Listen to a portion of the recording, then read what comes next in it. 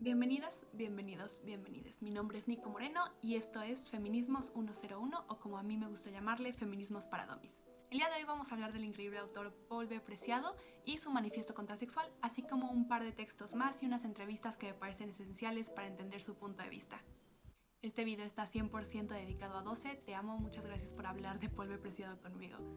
Como pequeño recordatorio, todos los videos estableceré que soy una persona transmasculina no binaria y mis pronombres son él, ella. No toleraré ningún tipo de misgendering, ni ningún tipo de discurso de odio, TERF ni SUERF.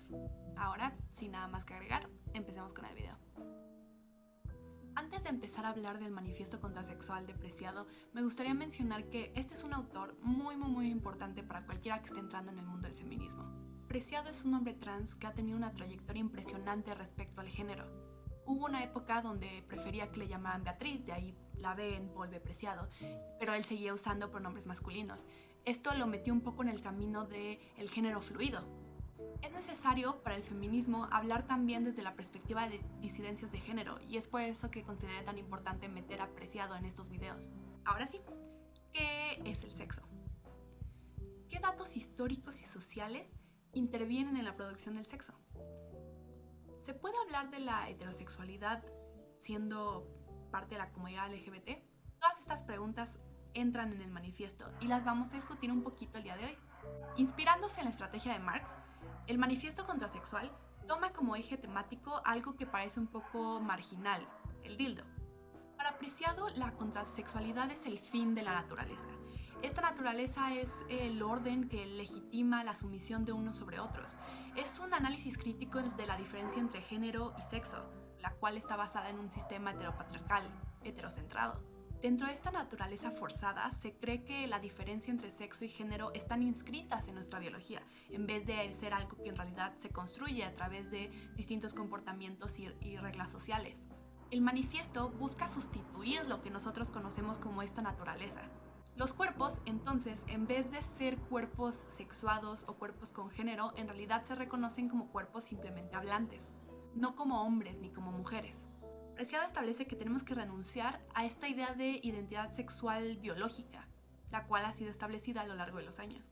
Una sociedad contrasexual, entonces, se dedica a la desconstrucción sistemática de la naturalización de prácticas sexuales y del sistema de género. El contrato proclama la equivalencia, no la igualdad, la cual es dada a todos los que accedan al contrato, el cual establece que los seres humanos debemos de buscar el placer y el saber.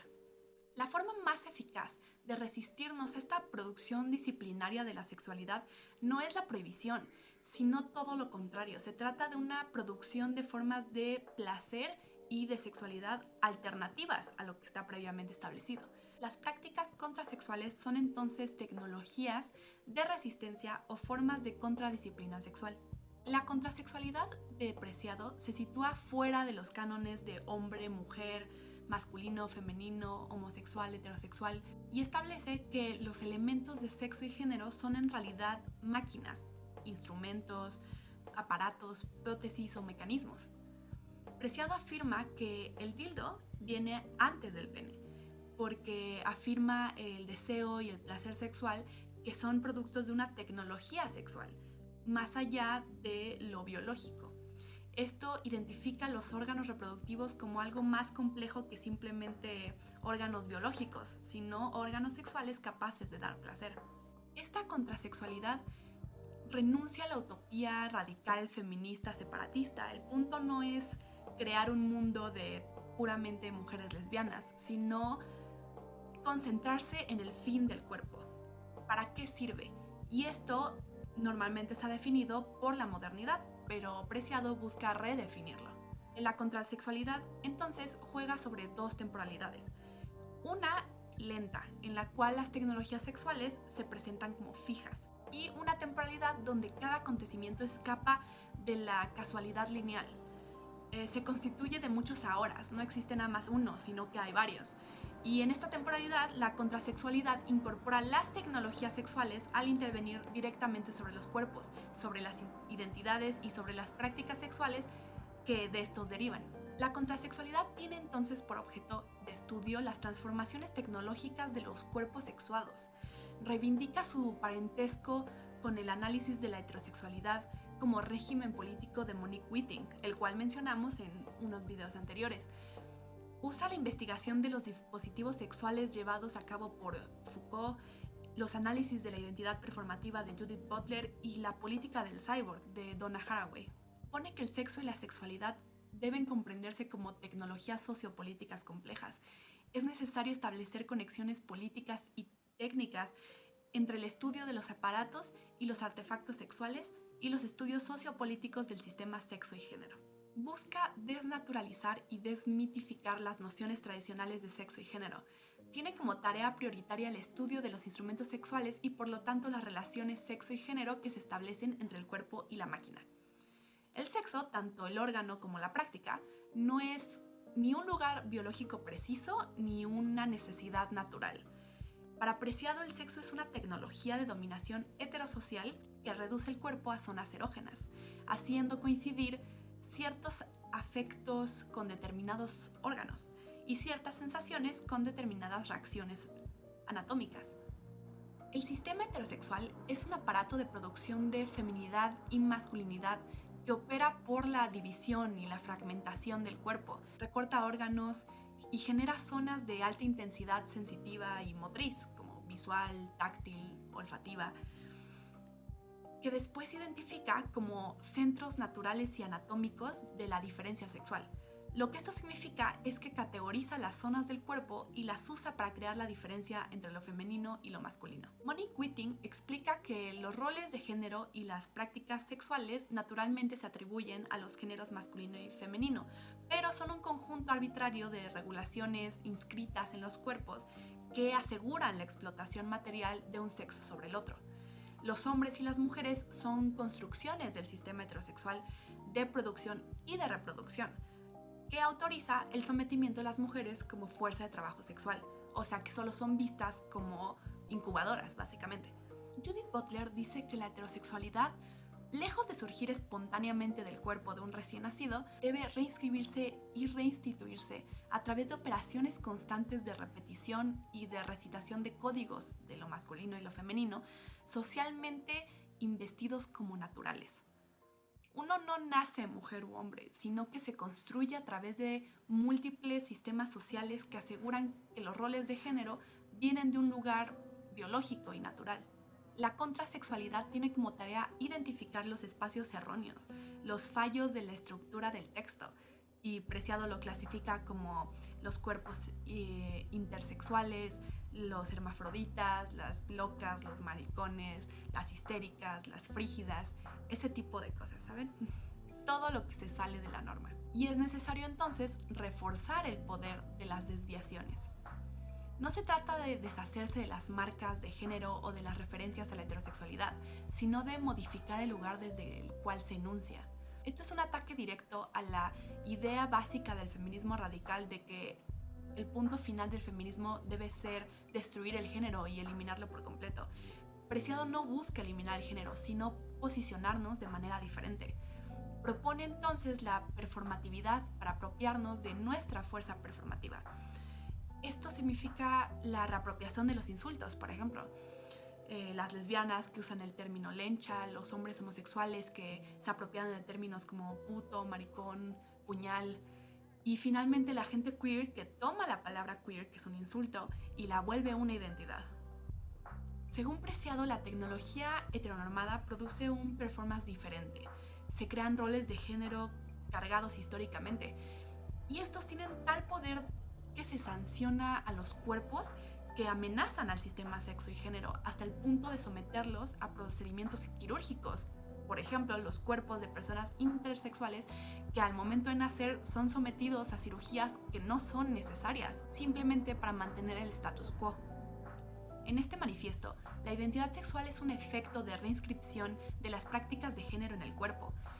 El problema del llamado feminismo constructivista es haber hecho del cuerpo una materia informe a la que el género vendría a dar forma y significado dependiendo de la cultura o del momento histórico.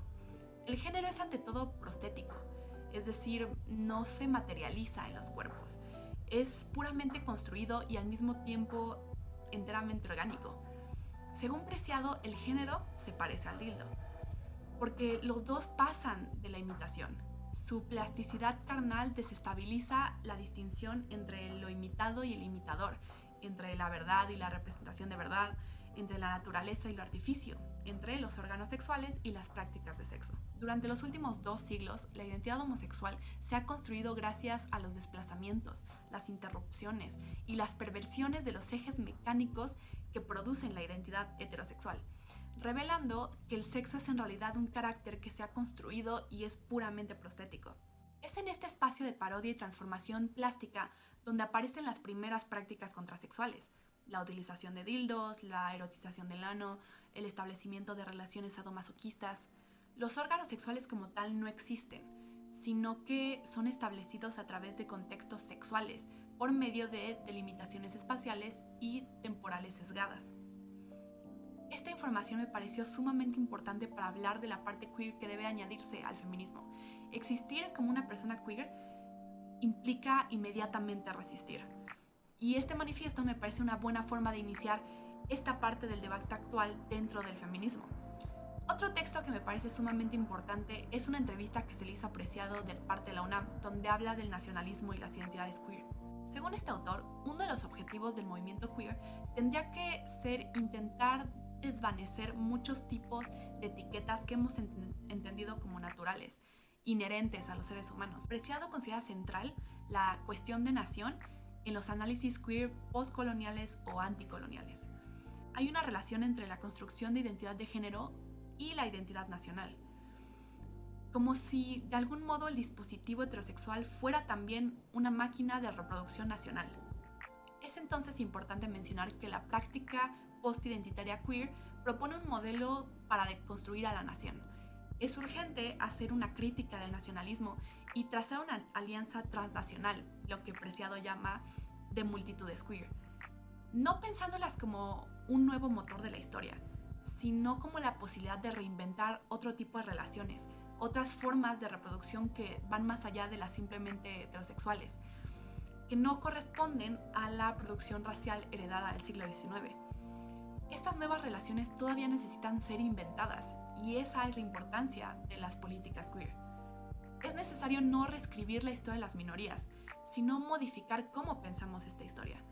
No es reescribir el pasado, sino modificar cómo pensamos en el futuro. Esta entrevista es muy importante porque combinan 2 temas que personalmente me encantan, las identidades queer y la historia. Efectivamente, el sistema nacional está directamente conectado con el sistema heterosexual, y lo queer, al salirse de la norma, destruye la concepción que tenemos de la nación. En otro texto, Preciado establece que ser trans es como cruzar una frontera política, equivalente a migrar. Si el régimen heteropatriarcal de la diferencia sexual es la religión científica de Occidente, entonces cambiar de género no puede ser sino una herejía. La ciencia, la técnica y el mercado están redibujando los límites de lo que es y será un cuerpo humano vivo. Estos límites se definen hoy no solo en relación con la animalidad y con la hasta ahora considerada formas infrahumanas de vida, como los cuerpos no blancos, los proletarios, lo no masculino, lo trans, las personas con discapacidades, enfermos, migrantes y miles más. Es también frente a la máquina, frente a la inteligencia artificial y frente a la automatización de los procesos productivos y reproductivos. Todo aquel que se salga de la norma está migrando, está yendo más allá del sistema blanco, heterosexual, capacitista, racista, capitalista y muchas cosas más en el que nos hemos desarrollado a lo largo de nuestras vidas. Para Preciado, la heterosexualidad es algo que puede ser incluso peligroso. En un artículo en El País establece que es necesario estudiar de cerca las estadísticas de feminicidios, ya que estas nos dicen mucho. En primer lugar, ser identificado como mujer sobre el planeta Tierra es una posición política de alto riesgo. Y dice posición política y no posición anatómica, porque no hay nada empíricamente hablando que permita establecer una diferencia sustantiva entre hombres y mujeres. Personalmente, yo no conozco ninguna mujer que haya sido agredida porque anda en la calle con su carta cromosómica 2X dibujada en la frente, ni actos de violencia machista que requieran un examen de útero como condición previa a llevar a cabo el ataque. Las mujeres son objeto de violencia porque son culturalmente situadas en una posición política subalterna frente al hombre hetero y patriarcal. Las mujeres trans, los hombres afeminados, las personas cuya corporeidad o vestimenta no corresponde a lo que en términos de género se espera de ellas en un contexto social y político establecido. Estos son también objeto de violencia. En este contexto de violencia resulta no solo empíricamente erróneas, sino también políticamente obscena las críticas de las feministas conservadoras españolas como Amelia Valcárcel o Lidia Falcón contra las mujeres trans. No solo las mujeres trans no son agresores ni agentes de violencia, sino que al contrario, son uno de los sujetos políticos más vulnerables frente a la violencia heteropatriarcal. Vivimos, como afirma la feminista boliviana María Galindo, en machocracias, o como lo dice Cristina Morales, culturas macho, facho, neoliberales, donde la violencia se ejerce sobre todas las mujeres y sobre todos los cuerpos no binarios, no heteronormativos, ya sean cis o trans. Es por eso que la revolución feminista será la revolución de todes, o no será. Si las mujeres trans fueran el problema del feminismo, entonces no habría problema. Las mujeres trans no son agentes de violencia, del abuso o del maltrato, pero les es más fácil a las TERFs acusar a las mujeres trans en lugar de señalar un problema que concierne a sus propias vidas y requiere cuestionar sus propias camas, la heterosexualidad normativa. El carácter violento de la heterosexualidad normativa fue cuestionado desde mediados del siglo pasado por un número de feministas radicales. Sin embargo, estas críticas no pudieron ser oídas a causa de la lesbofobia que atraviesa el sistema patriarcal y que impregna también en el feminismo. Una lesbofobia solo equiparable a la transfobia del feminismo actual. Son los hombres cis los que deben iniciar ahora un proceso de desidentificación crítica con respecto a sus propias posiciones de poder dentro de la heterosexualidad normativa. Desmachificarse, desfachoizarse, desneoliberarse. Este video resultó un poquito más largo de lo que yo esperaba, pero es que de verdad podría hablar 3 horas de Polvo Preciado. Si les interesa que siga hablando de textos por este autor, con mucho gusto lo puedo hacer, simplemente déjenmelo en los comentarios. Asimismo, si tienen propuestas de otros autores cis o trans que pueda yo leer, son totalmente bienvenidas. Muchas gracias por haber visto este video. Si llegaste hasta aquí y te quedaste con 1.000.000 de dudas, no olvides ponerla en los comentarios. No olvides suscribirte a mi canal y picarle a la campanita que está al lado de mi nombre para que YouTube te avise cada vez que subo un nuevo video. Muchas gracias y nos vemos a la próxima.